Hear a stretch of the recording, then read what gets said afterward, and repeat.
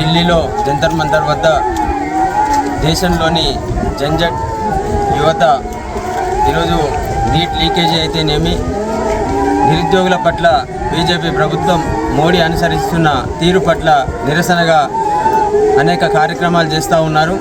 శాంతియుత కార్యక్రమాలు చేస్తూ ఉంటే వారిని నిర్బంధించి అణచివేసి లాఠీచార్జ్ చేసి బాష్పవాయువు ప్రయోగించి లాఠీచార్జ్ చేసి ఇలా మోడీ ప్రభుత్వం దమనకాండను కొనసాగిస్తూ ఉన్నది. విద్యార్థుల పట్ల యువత పట్ల దౌర్జన్యంగా అణచివేస్తూ ఉన్నది వాళ్ళ నిరసన కార్యక్రమాన్ని.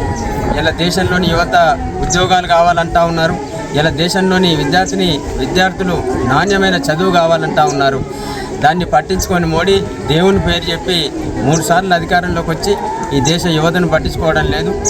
ఈ దేశ భవిష్యత్తు గురించి ఆలోచన చేయడం లేదు. కాబట్టి 4-5 రోజులుగా గొల్లపల్లి పిట్ల వంశీ తమ్ముడు టీవీలో కార్యక్రమాలు చూస్తూ ఆవేదనకు లోనై ఇలా మోడీ ప్రభుత్వం అనుసరిస్తున్న తీరుకు ఆందోళనగా పాపం ఆయన ఆత్మహత్య చేసుకోవడం జరిగింది. నిజంగా కూడా ఈ దేశ యువత కోసం నిరుద్యోగుల కోసం తమ్ముడు వంశీ సూసైడ్ నోట్ రాసి తనువు చాలించడం ఇది మోడీ ప్రభుత్వానికి నిజంగా కూడా చెంపదెబ్బ. ఇలా నిస్సిగ్గుగా బీజేపీ ప్రభుత్వ హత్యగా దీన్ని పరిగణించవచ్చు. ఇలా మోడీ స్వయంకృతంతో అనేక మంది వేలాది లక్షలాది మంది ఇలా నిరుద్యోగ యువత ఉద్యోగాలు లేక ఆందోళన పాలవుతూ ఉంటే ఎలాంటి వారి కోసం ప్రణాళికలు చేయకుండా వారి భవిష్యత్తు కోసం ఒక ప్రణాళిక లేకుండా ఇలా బీజేపీ ప్రభుత్వం మోడీ అనుసరిస్తున్న విధానాలను కూడా బీఆర్ఎస్ పార్టీ పక్షాన ఖండిస్తూ ఉన్నాం. తప్పకుండా ఏదైతే తమ్ముడు వంశీ చనిపోయిండో వాళ్ళ కుటుంబానికి అండగా ఉంటామని చెప్పేసి మేము తెలియజేస్తూ ఉన్నాం.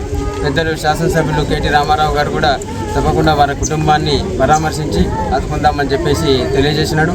మరొకసారి ఇలా వంశీ ఆత్మహత్యను మోడీ ప్రభుత్వ హత్యగా, మోడీ ప్రభుత్వ వైఫల్యంగా మేము బీఆర్ఎస్ పార్టీ పక్షాన ఖండిస్తూ ఉన్నాం. జై తెలంగాణ.